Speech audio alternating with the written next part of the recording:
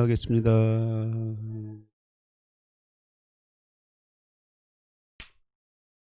오늘은 지난주에 이어서 의를 위하여 핍박을 받는 자 복이 있느냐는 것인데, 오늘은 주 안에서 기뻐하고 즐거워라 라는 제목과 함께 은혜를 나누고자 합니다. 지난주에 봤던 10절에서는 의를 위하여 핍박을 받는 자는 복이 있나니 천국이 그들의 것입니다 라고 말씀하셨습니다. 근데 오늘 말씀에는 이 박해에 대해서, 이 박해를 받는 자는 복이 있다 그러는데 박해가 어떤 것이냐 구체적으로 또 말씀을 해주고 있습니다. 그러면서 하나 더 나가서 복이 있다 그러는데 복이 있음을 통해서 어떻게 해야 되냐면 우리가 고난을 받을 때 기뻐하고 즐거워하라 이렇게 말씀을 해주고 있습니다. 하나님을 따라서 사는 것은 핍박이 있게 돼 있다고 말씀을 해주고 있습니다. 어떤 핍박이냐면 오늘 말씀에서 보면 욕하고 박해하고 거짓으로 거슬려 악한 말을 당한다라고 말씀을 하고 있습니다. 여기서 거짓으로 거슬러 악한 말을 거슬러 그리고 대적한다는 얘기죠. 악한 말로 거짓으로 우리를 대적해서 악한 말을 한다는 얘기입니다. 그러니까 이게 뭐냐면 전혀 그 근거가 없는데 그것을 가지고 우리를 핍박하는 그런 말들을 한다는 얘기죠. 누가복음 6장 22절 말씀에는 여기다 하나를 더 붙였어요. 그래서 미워하며 그랬어요. 그것을 추가했는데 그것은 증오죠. 증오감을 갖고서 우리를 욕하고 박해하고 또 거짓으로 대적해서 악한 말로 우리를 핍박한다 이렇게 지금 말씀을 해주고 있습니다.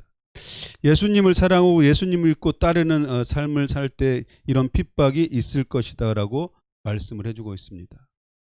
이 세상을 지금 바라보면 기독교에 대해서 굉장히 노골적으로 굉장히 욕을 하고 거짓으로 대적하는 말들을 엎드립니다. 이 코로나 시대를 우리가 살아가면서 더 많은 일들이 벌어지고 있습니다. 우리가 어떤 사건이 하나 터지면 SNS에 들어가 보면 기독교인에 대해서 얼마나 비방을 해놓는지 정말 읽기 힘들 정도로 그런 일들을 합니다. 이러한 모든 것들은 우리에게 어떤 도전을 주는데 우리가 어떻게 무엇으로 반응해야 될 것인가에 대한 도전을 줍니다. 뭐냐면 내가 믿음으로 반응할 것인가 두려움으로 반응할 것인가예요. 악한 원수는 끊임없이 어떤 사회적 환경이나 이런 것들 것으로 우리를 핍박을 하는데 핍박하는 이유가 딱 한 가지 뭐냐면 두려움을 주기 위함입니다. 이 코로나도 마찬가지예요. 우리에게 두려움을 줌을 통해서 하나님으로부터 멀어지게 만들고 믿음이 약화되는 것을 꾀하고 있다고 하는 것을 우리가 잘 알아야 됩니다. 어떠한 상황과 처지에 있다고 할지라도 이 믿음으로 반응하는 사람이 어떤 사람입니까? 이 핍박 가운데서도 주님 안에서 주님을 위해서 사는 걸 그런 삶을 통해서 기뻐하고 즐거워하는 삶을 사는 사람이 바로 그런 사람입니다. 이제 곧 우리가 이 마지막 시대를 살고 있다고 얘기를 해요. 그렇기 때문에 적그리스도가 나타날 시기가 얼마 남지 않았습니다. 그러면 적그리스도가 나타나서 우리가 핍박을 받게 될 때는 지금 어떤 코로나를 통해서 받는 그런 것은 아무것도 아닐 겁니다. 더 큰 핍박이 우리에게 있을 것입니다. 이 코로나라고 하는 것은 그리스도인에 대한 핍박의 시작이라고 하는 것을 우리가 잘 알아야 됩니다. 이 코로나를 바라볼 때 이게 코로나기 때문에 우리가 무섭다라고 하는 그것을 떠나서 그 배후에서 역사하는 것들을 우리가 영적으로 볼 수 있어야만 합니다. 이 코로나는 교회를 무력화시키고 무너뜨리려고 하는 기회를 삼고 있다고 하는 것입니다. 특히 온라인 예배는 교회의 힘을 분산시키고 연합되어서 나타나는 그 능력들을 없애기 위함이에요. 이 교회의 힘은 어디에서 나오냐면 함께 성령 안에서 연합되어질 때 힘이 나옵니다. 근데 이 온라인 예배를 통해서 교회의 힘이 분산시키는 것이에요. 그것이 바로 이 악한 영이 지금 역사하고 있는 계략이라고 하는 것을 우리가 알아야 됩니다. 에베소서 2장 22절 말씀에 보니까 너희도 성령 안에서 하나님의 거하실 처소가 되기 위하여 그리스도 안에서 함께 지어져 가느니라 라고 말씀하고 있습니다. 우리가 믿음의 공동체를 성령님께서 세우신 것은 함께 하나님이 거할 처소로 지어져 가기 위함이라는 거예요. 함께. 그냥 나 혼자서 그냥 예수 믿고 그냥 나 혼자 천국 가는 그런 것이 아니라 하나님께서 그 예배의 공동체를 만드셨고 믿음의 공동체를 세우신 것은 함께 연합해서 그 믿음을 지켜나가기 위함이라고 하는 것입니다. 그래서 하나님이 거하실 처소로서 우리가 세워지는 그것을 원하시기 때문에 하나님께서 그렇게 세우셨다고 하는 것입니다. 함께 지어져 간다고 하는 것은 함께 세워지고 함께 짓는 것입니다. 그래서 우리를 가르쳐서 하나를 뭐라고 그러냐, 지체라고 얘기를 하죠. 지체들이 하나하나 모여서 연합되어져서 진짜 하나님이 거하시는 처소로서 세워져 가는 것입니다. 그렇기 때문에 교회가 어떤 흩어지고 분열된다고 하는 것은 굉장히 그 악한 영이 역사하고 있다고 하는 증거임을 우리가 분명히 잘 알아야만 합니다. 그런데 교회는 온전한 사람들이 다 모여 있는 곳이 아니에요. 이게 천상교회가 아닙니다. 그렇기 때문에 아직까지 제대로 그 성숙되어 있지 못하고 아직까지도 죄의 문제에 대해서 해결하지 못하고 두려움 가운데 있어서 해결하지 못한 사람들이 다 모여 있는 곳이에요. 그러다 보니까 어떻습니까? 서로와 의견도 틀리고 여러 가지 그렇다 보니까 서로 분쟁도 있을 수 있어요. 그러나 하나님께서 원하시는 것은 무엇이냐면 그것이 연합되어져서 하나님이 거하실 처소를 만들어가는 것인데 바로 교회가 비록 부족한 사람들이 다 모여있지만 성령 안에서 깨어지고 다듬어짐을 통해서 온전한 하나님의 처소로 지어져 가는 것이 하나님의 뜻이라고 하는 것입니다. 그렇기 때문에 성령 안에서 우리가 항상 깨어 있어야 되는 것은 성령께서 가르치시고 우리를 인도하심을 통해서 또 우리를 왜 죄를 지적하심을 통해서 우리가 깨어지고 다듬어져야 된다는 것입니다. 이 돌을 보면 그 조약돌을 보면 밀끈밀끈하고 너무 좋잖아요. 예쁘잖아요. 모난 곳이 없어요. 근데 그렇게 되기 위해서 이 돌이 모난 부분이 다 갈려나간 거예요. 우리가 하나님께서 우리에게 원하시는 것은 그런 그 아름다운 그 돌을 원하시는데 그러기 위해서 무엇입니까? 모냈던 부분들이 갈려나가는 것입니다. 그래서 믿음의 공동체를 떠나서는 믿음의 공동체가 바로 이 자기 자신이 갈려나가는 훈련의 장소라는 거예요. 그걸 아셔야 돼요. 그냥 난 이 사람이 그 꼴 보기 싫어서 교회 안 나오겠다, 이래서 안 나오겠다. 그거는 그 바른 신앙생활이 아니라는 것입니다. 함께 모여서 거기서 뒤지고 볶고 그러면서 깨지면서 하나님 앞에 무릎 꿇고 회개도 하고 그러면서 사람이 만들어져 간다고 하는 것입니다. 교회의 힘은 함께 연합하는 데 있습니다.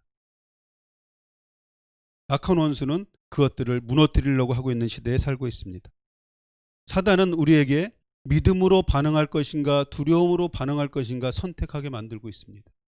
어떠한 상황과 어려움이 닥친다고 할지라도 그것을 믿음으로 바라보고 믿음으로 우리가 반응한다고 하면 그 두려움은 사라질 뿐만 아니라 사단의 계교를 깨트릴 수 있습니다.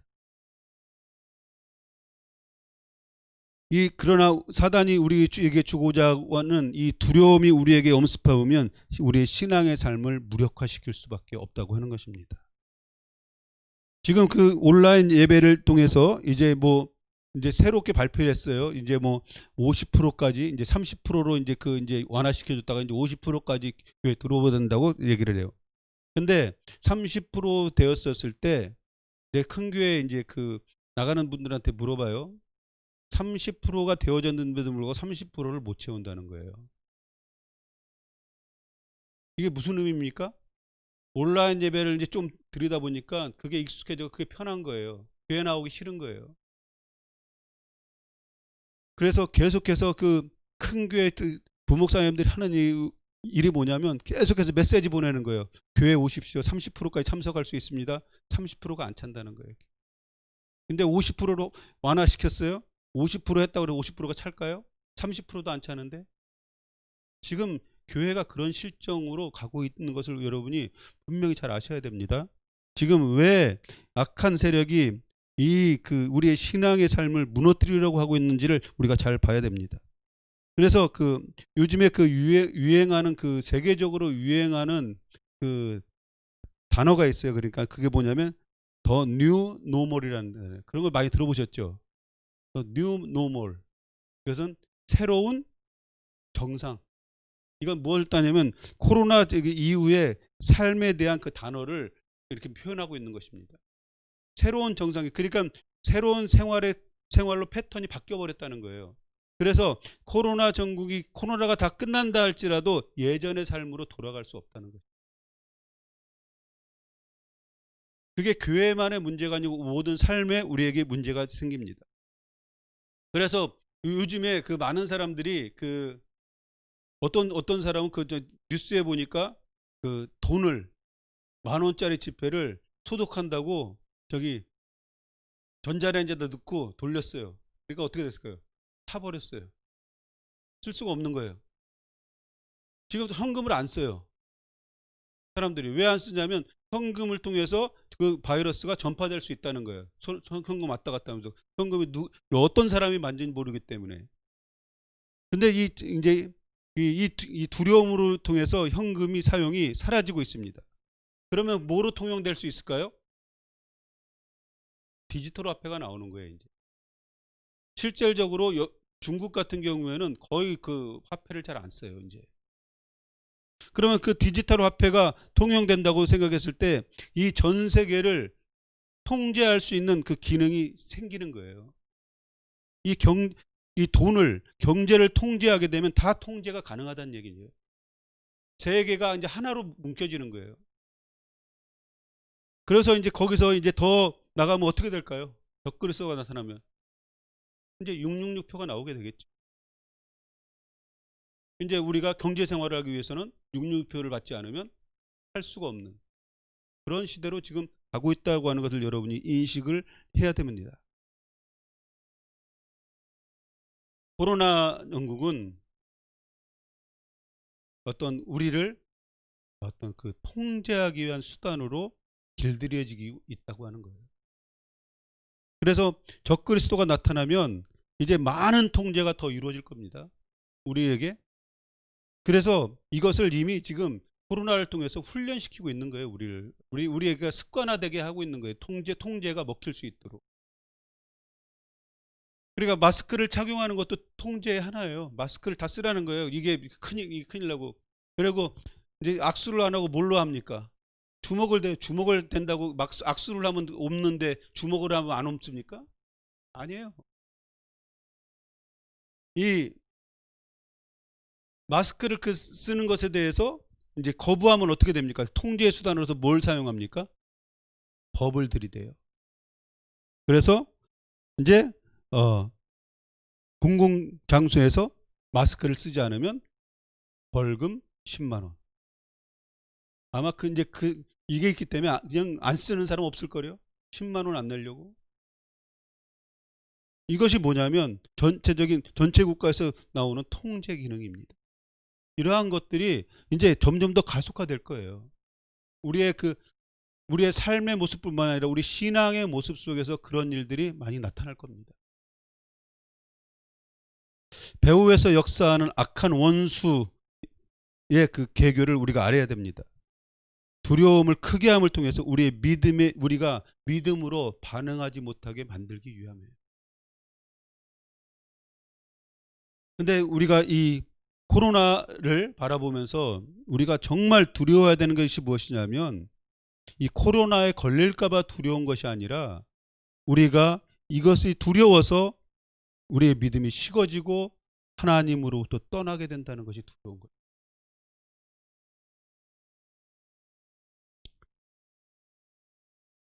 이 마지막 때일수록 우리가 모이기를 어떻게 됩니까? 힘써야 된다고 말씀하셨어요. 믿음의 공동체는 단지 그냥 모여서 예배만 드리는 그런 공동체가 아니라는 것입니다. 함께 연합해서 믿음을 지켜나가기 위함이에요. 그리고 함께 믿음의 경주를 하는 것이고 연합해서 악한 마귀 권세를 깨트리는 그것이 바로 믿음의 공동체이고 군대인 것입니다. 우리 한 사람 한 사람은 어때요? 군사지만 이 믿음의 공동체는 군대인 것입니다. 그렇기 때문에 군인들이 어디서 훈련을 받습니까? 군대에서 훈련을 받죠. 바로 이 믿음의 공동체는 이 믿음의 군사들을 훈련시키는 군대의 역할을 해야 되는 것입니다. 그래서 히브리서 10장 25절 말씀에 보면 모이기를 피하는 어떤 사람의 습관과 같이 하지 말고 오직 권하여 그날이 가까움을 볼수록 더욱 그리하자 그랬습니다.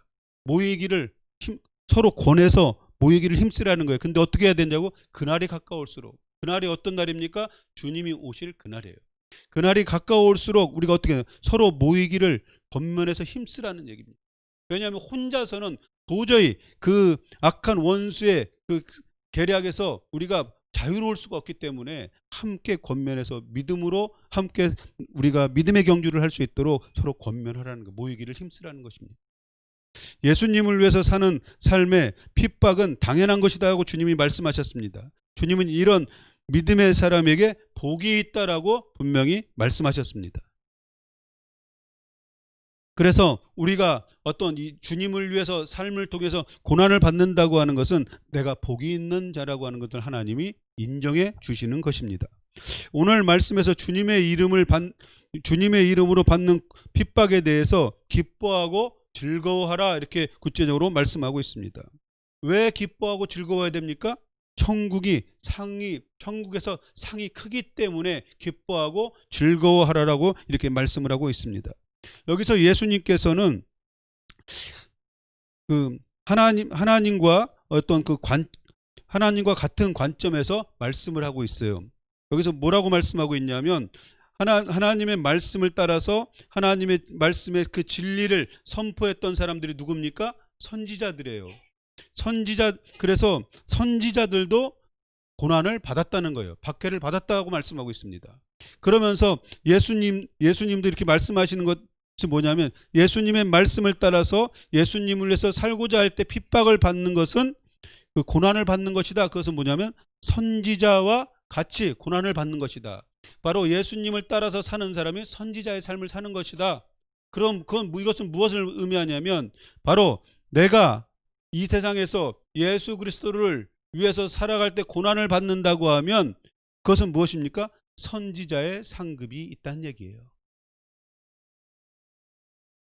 기독교의 신앙은 십자가의 신앙에 바탕을 둬야 됩니다. 십자가의 신앙을 통해서 영광의 기쁨을 바라보고 누리는 성취하는 삶을 살게 되는 것입니다. 주님을 따르는 믿음의 사람들은 모두 다 주님을 위해서 박해를 받는 것을 기뻐하고 즐거워하는 삶을 살았어요. 바로 예수님의 제자들도 예수님과 함께 받는 핍박을 영원한 영광의 그 상급을 알고 믿음으로 십자가를 지고 갔습니다. 베드로와 같은 경우에는 십자가를 거꾸로 짊어지면서 바로 그 주님이 가신 그 십자가의 고난의 길을 갈 수 있었던 것은, 기쁨으로 갈 수 있었던 것은 영원한 영광의 상급이 기다리고 있기 때문에 그렇게 가능했다고 하는 것입니다. 우리는 하나님의 자녀들입니다. 그래서 로마서 8장 17절 말씀해 보니까 자녀이면 또한 상속자 곧 하나님의 상속자여 그리스도와 함께한 상속자이니 우리가 그와 함께 영광을 받기 위하여 고난도 함께 받아야 할 것이니라 말씀하고 있습니다. 여기서 우리가 하나님 앞에서 분명히 알아야 될, 우리는 하나님의 상속자라는 거예요. 그냥 그 구원받은 그런 존재로 끝나는 것이 아니라 우리는 하나님의 아들로서, 하나님의 자녀로서 상속자라는 것입니다. 그래서 하나님의 상속자로서 그리스도와 함께 상속자가 되었다는 것입니다. 그러면 그리스도 예수는 맏아들이 되셨지만 우리는 그 다음 자녀들이 되었다는 것이에요. 똑같이 상속자가 되었다는 것입니다. 그래서 그와 함께 영광을 받기 위해서 어떻게 된다? 고난도 함께 받아야 된다. 바로 내가 하나님의 상속자로서 영광을 얻을 그 존재가 되었지만 예수님께서 그 영광스러운 존재였음에도 불구하고 십자가의 고난을 받으셨듯이 우리 또한 그 영광을 사모하고 원한다면, 영광을 받기를 원한다면 예수 그리스도의 고난도 우리가 함께 받아야 된다라고 말씀을 하고 있는 것입니다. 이 영광을 얻기 위해서 십자가의 고난을 함께 받아야 하는 것입니다. 그렇기 때문에 내가 주님 안에서 기뻐하고 즐거워할 수 있는 것은 바로 이 영광이 우리를 기다리고 있을 뿐만 아니라 바로 내가 하나님의 자녀로서 영광된 그 유업을 이을 자이기 때문에 기뻐하고 즐거움으로 이렇게 받을 수가 있는 것입니다. 사도 바울은 이제 빌립보 감옥에 갇혔고, 빌립보가 이제 그 마게도냐의 그 첫 번째 관문인데 거기서 많은 고통을 경험을 했습니다. 그러한 그 빌립보라고 하는 그곳에 대해서 사도 바울은 빌립보 성도들에게 빌립보서 4장 4절 말씀에 뭐라고 말씀하고 있냐면 주 안에서 항상 기뻐하라. 내가 다시 말하노니 기뻐하라라고 권면을 하고 있습니다. 고난 가운데서 주님이 주시는 평안과 기쁨으로 주님과 함께 항상 기뻐할 수 있다고 지금 말씀해 주고 있는 것입니다. 우리가 고난 가운데 있고 어려움 가운데 우리가 살 수가 있어요. 그러면 그것은 당연한 것입니다. 믿는 자로서 우리 이 땅에서 살아갈 때 그것은 당연한 일이라는 것입니다. 그러나 우리가 그 항상 기뻐할 수 있는 것은 무엇 때문에 가능합니까? 바로 주님이 우리와 함께하기 때문에 그렇습니다. 주님의 평안감과 주님의 기쁨이 나와 항상 함께 하기 때문에 내가 기뻐할 수 있다고 하는 것입니다. 하나님은 우리에게 큰 상을 주시겠다고 분명히 말씀하셨습니다. 상은 누구나 그것이 크든 작든 간에 기쁨이에요. 그렇지 않습니까? 여러분들이 어떠한 그 상을 받는다고 하는 건 기뻐요. 하다못해 무슨 게임을 해서 조그만 과자를 상을 받아도 그 기분이 좋아요. 상을 받는다고 하는 것은 기쁜 일입니다. 근데 누구나 그 기쁜 일이지만 그 상을 받기 위해서는 무엇이 필요합니까? 상을 받을 수 있는 기준이 있어요. 그 기준에 적합해야만 상을 주는 것입니다. 주님께서 말씀하신 큰 상의 기준은 무엇입니까? 주님을 위해서, 그리스도를 위해서 핍박을 누가 받느냐예요. 그것이 크든 작든 간에 상관이 없습니다. 하나님께서는 우리에게 어떤 그 고난을 허락하실 때 그 고난을 감당할 수 있는 만큼만 고난을 주셔요. 그래서 어떤 사람은 더 큰 고난이 임할 수도 있고 어떤 사람은 작은 고난은 임할 수도 있습니다. 근데 그것이 크다 작다 얘기할 수 없는 게 사람마다 그 받아들이는 게 다 틀려요. 내가 볼 때는 이거 아무것도 아닌데 근데 그 사람에게 너무 큰 고난일 수 있다는 것입니다. 하나님은 그렇게 우리가 볼 때 크든 작든 그것이 문제가 아니라 하나님의 뜻을 이루기 위해서 주님을 사랑하는가, 사랑하기 때문에 받는 고난이라고 하면 하나님께서 그에게 상 주시기를 기뻐하시는 사람이라는 것입니다. 베드로전서 1장 6절에서 7절까지 말씀해 보니까 그러므로 너희가 이제 여러 가지 시험으로 말미암아 잠깐 근심하게 되지 않을 수 없으나 오히려 크게 기뻐하는도다. 너의 믿음의 확실함은 불로 연단하여도 없어질 금보다 더 귀하여 예수 그리스도께서 나타나실 때에 칭찬과 영광과 존귀를 얻게 하실 것이니라 말씀하고 있습니다. 베드로는 그 소아시아 여러 지방에 흩어져 사는 그리스도인들에게 소망 가운데 기쁨 안에서 살아갈 것을 지금 권면하고 있는 거예요. 그들이 흩어져 살아갈 때 얼마나 그 타지에서 어렵고 힘든, 그리고 또 그 기독교인이라고 하는 것 때문에 박해를 받으면서 어렵게 살고 있겠습니까? 그들에게 지금 소망의 메시지를 전달하고 있는 것입니다. 그들의 그 받은 고난은 이제 너희들이 받을 영광에 비하면 아무것도 아니라는 거예요. 그리스도께서 나타나실 때 칭찬과 영광과 존귀를 얻게 될 것이다, 이렇게 말씀을 하고 있는 것입니다. 성도들이 받은 핍박과 고난은 믿음의 진위를 확인하는데 드러나는 잣대가 됩니다. 우리가 그 신앙생활을 할 때 그냥 그 핍박이 없고 어떤 고난이 없을 때는 그 사람의 믿음이 어떠한지를 잘 몰라요. 그러나 정말 그 사람에게 어떤 그 힘든 일이 닥쳤을 때, 자기가 감당하기 힘든 어려운 일이 닥쳤을 때 그 사람이 믿음의 사람이냐 아니냐가 바로 나타나게 된다는 것입니다. 우리가 믿음으로 반응할 수 있다고 하는 것은 바로 다른 믿지 않는 사람과의 차이인 것입니다. 모든 사람들은 어떤 잘되고 좋은 일이 있으면 다 기뻐하고 즐거워할 수 있습니다. 그러나 내가 그 어려움 가운데 있음에도 불구하고 기뻐하고 즐거워할 수 있다고 하는 것이 바로 믿는 사람들이 갖는 특권이고 은혜라고 하는 것을 믿으시길 바랍니다.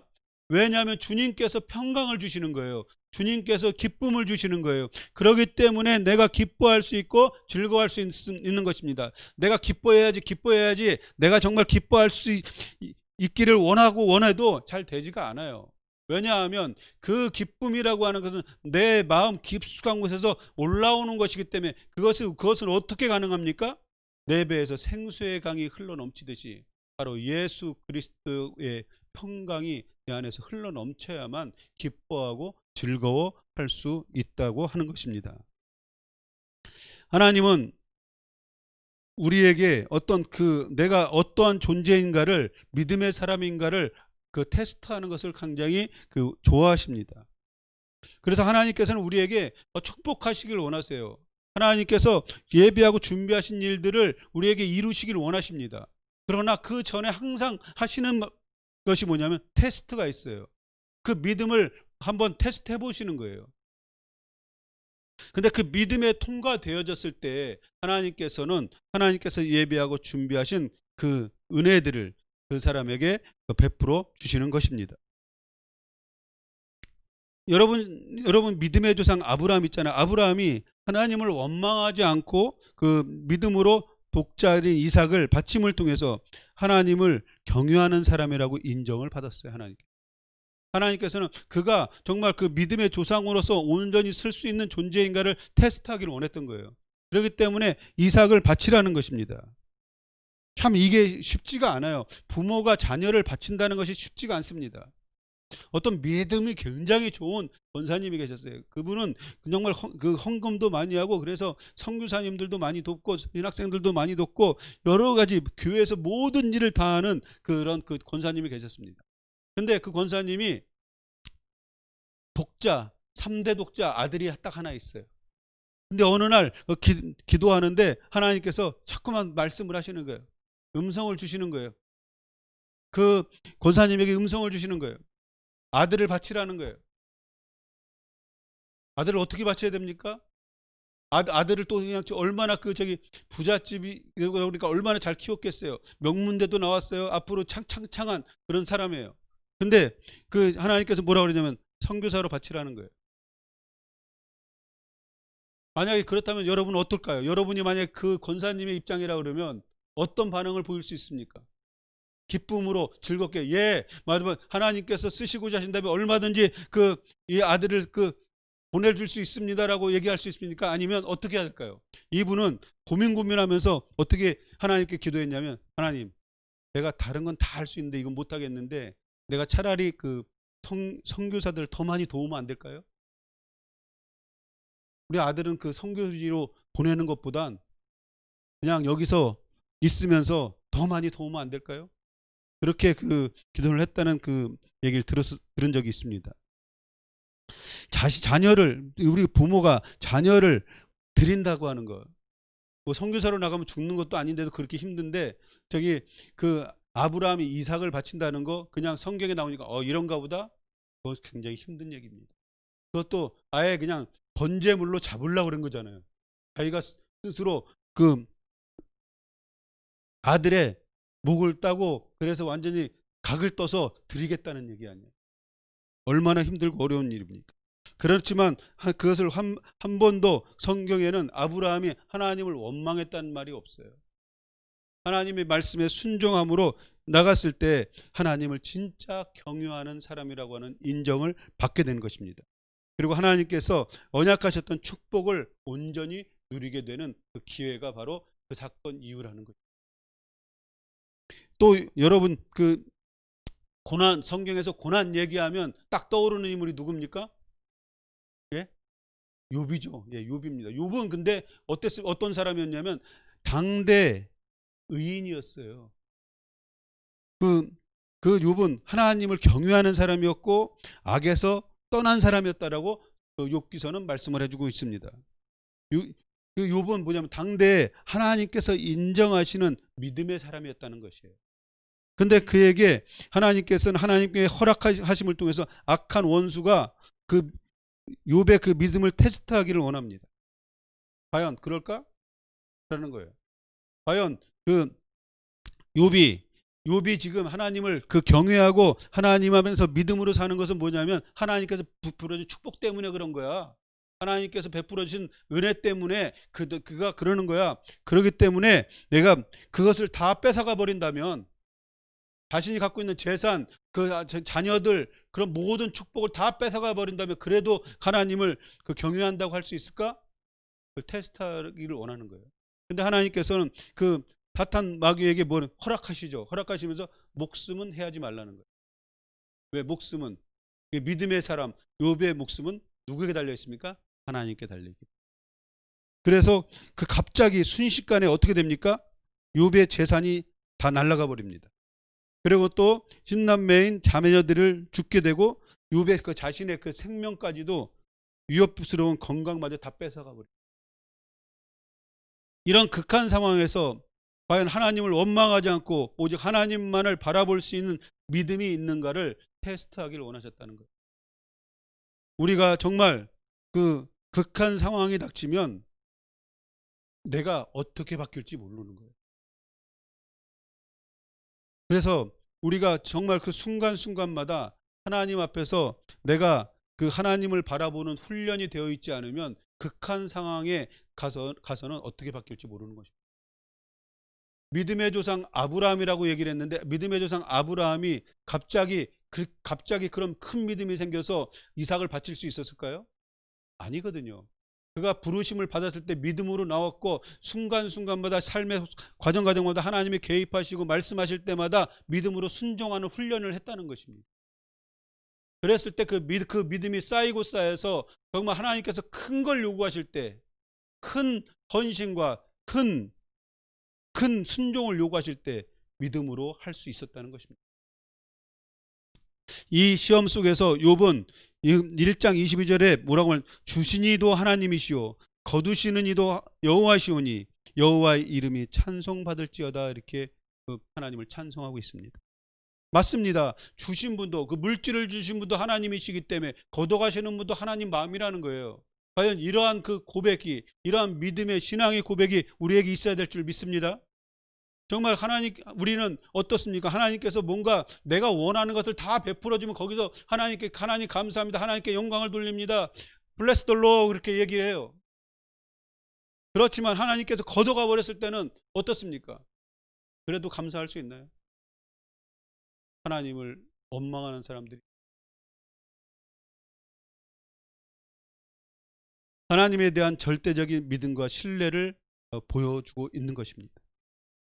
하나님을 원망하기보단 오히려 하나님을 찬송하는 욥의 믿음을 보시고 하나님께서는 큰 상을 베푸시는 거예요. 핍박을 받는 것은 믿음의 연단을 우리에게 가져오게 됩니다.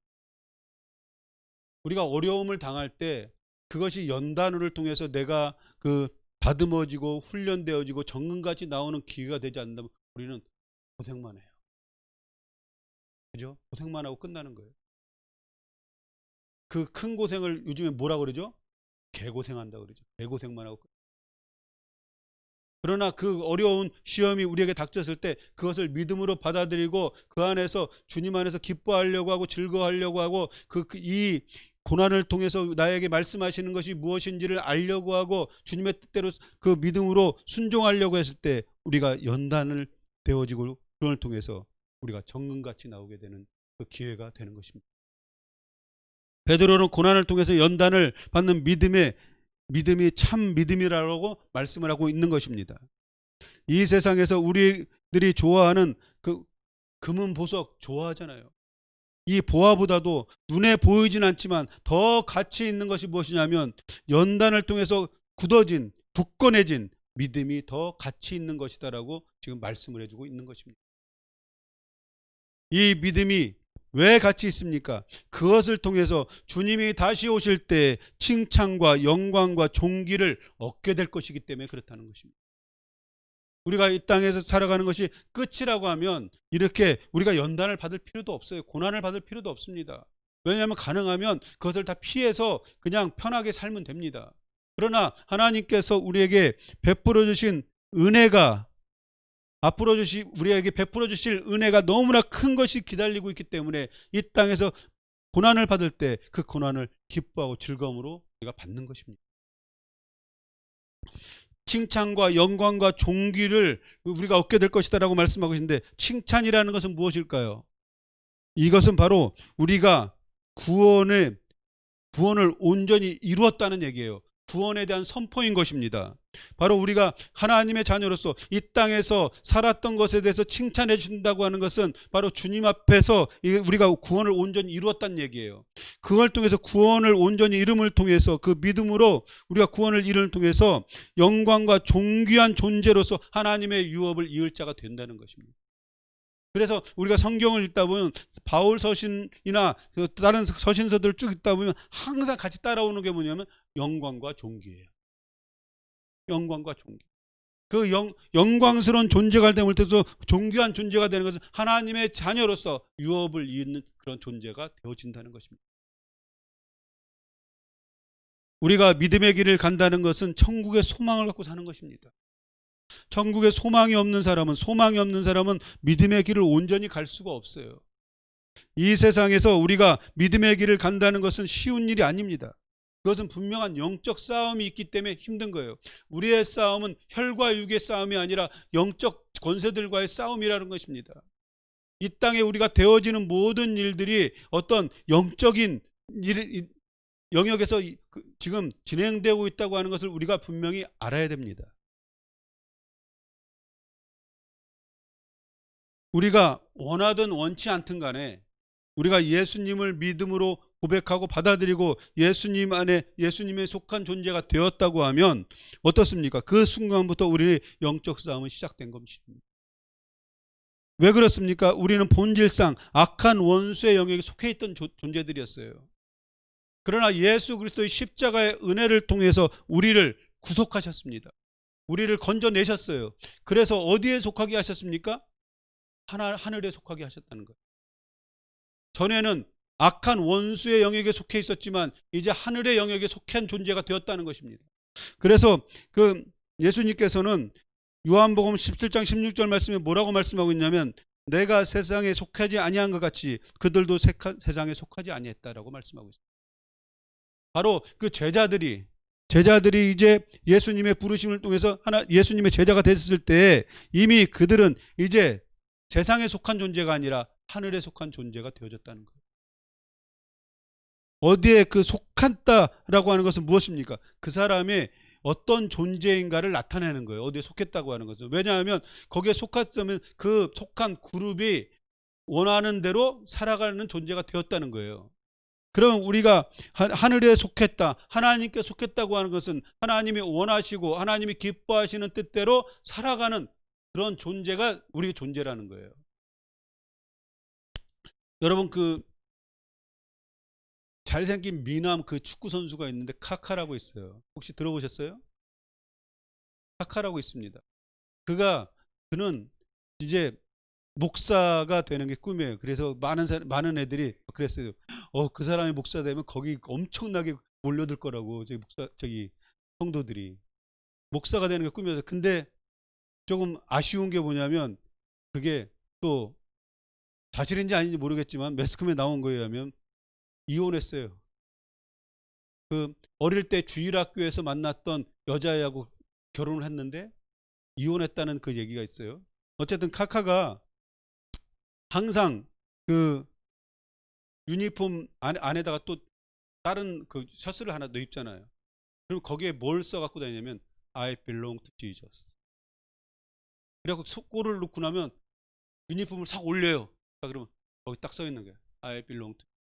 나는 예수께 속한 사람이에요.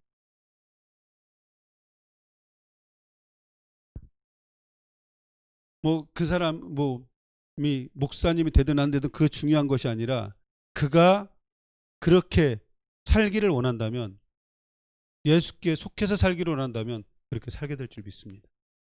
우리가 그걸 원해야 돼요. 난 예수께 하늘에 속한 사람이기 때문에 예수께 속해서 살기를 원한다. 예수께 속해서 살기를 원한다고 하는 것은 무엇을 의미하는 것입니까? 바로 예수님이 원하시고 기뻐하시는 일들을 행하며 살겠다는 얘기예요.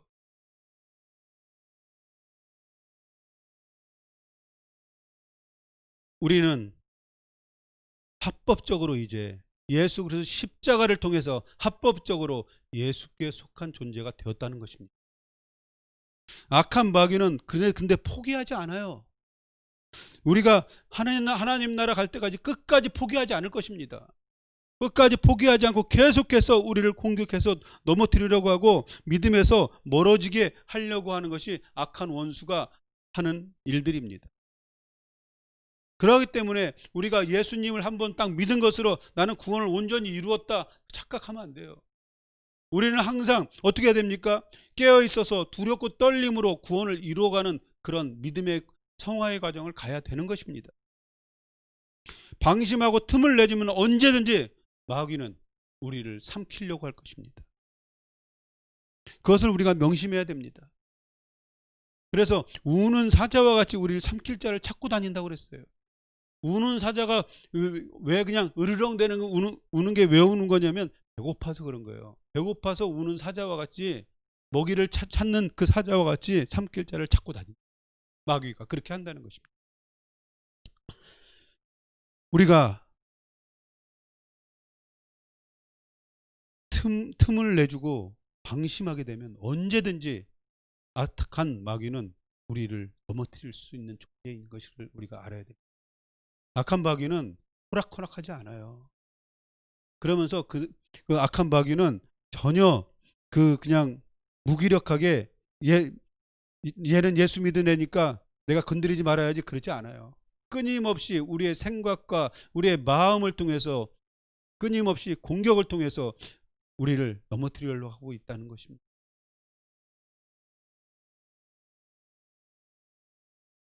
디모데전서 4장 1절 말씀해 보니까 성령이 밝히 말씀하시기를 후일에 어떤 사람들이 믿음에서 떠나 미혹하는 영과 귀신의 가르침을 따르리라 그랬어요.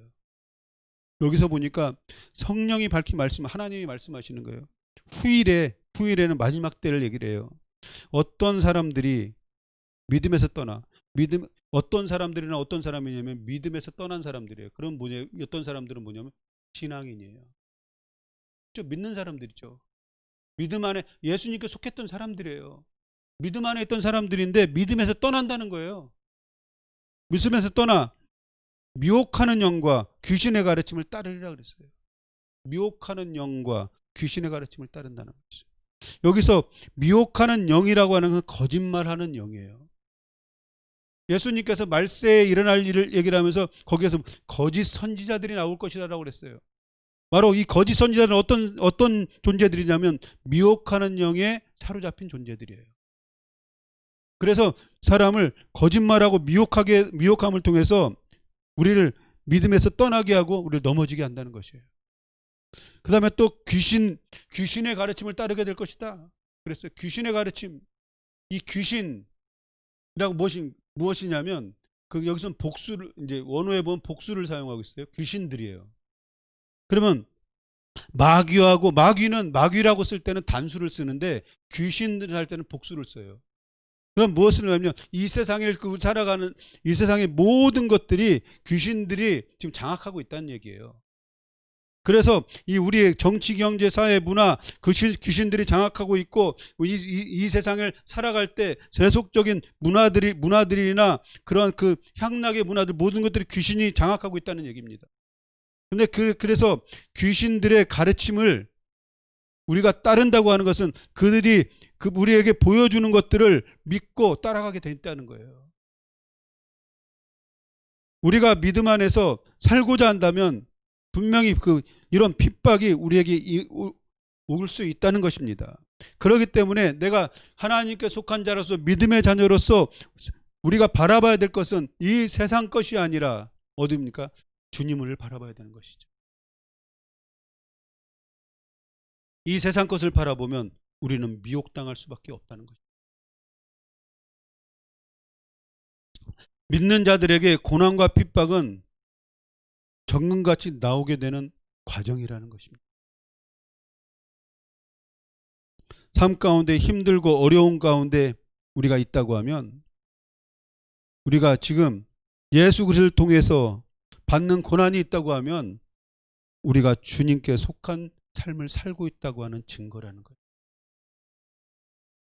그렇기 때문에 우리는 기뻐하고 즐거워할 수 있는 거예요. 그러하기 때문에 기뻐하고 즐거워할 수 있는 것은 바로 이러한 사람이 하늘에서 상이 크다고 말씀하고 있기 때문에 그렇습니다. 상은 주님이 오시는 날 우리에게 주실 칭찬과 영광과 존귀함입니다. 이 은혜를 믿음 안에서 소망 가운데 바라보고 오늘도 믿음 안에서 주님을 위해서 살기를 원하는 그런 마음으로 모두가 살 수 있길 주의 이름으로 축원합니다. 이 그럼을 통해서 우리는 이기는 자가 될 수 있어요. 이길 수 있습니다. 악한 원수가 아무리 우는 사자와 같이 삼킬자를 찾아다닌다고 하지만 우리는 건드릴 수 없는 것입니다.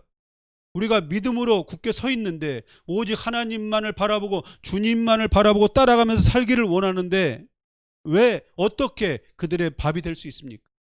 될 수가 없는 거예요. 자꾸만 우리가 틈을 내주고 내가 그냥 마음을 내어주기 때문에 방심하기 때문에 그가 우리를 무력화시키고 넘어뜨리는 것입니다.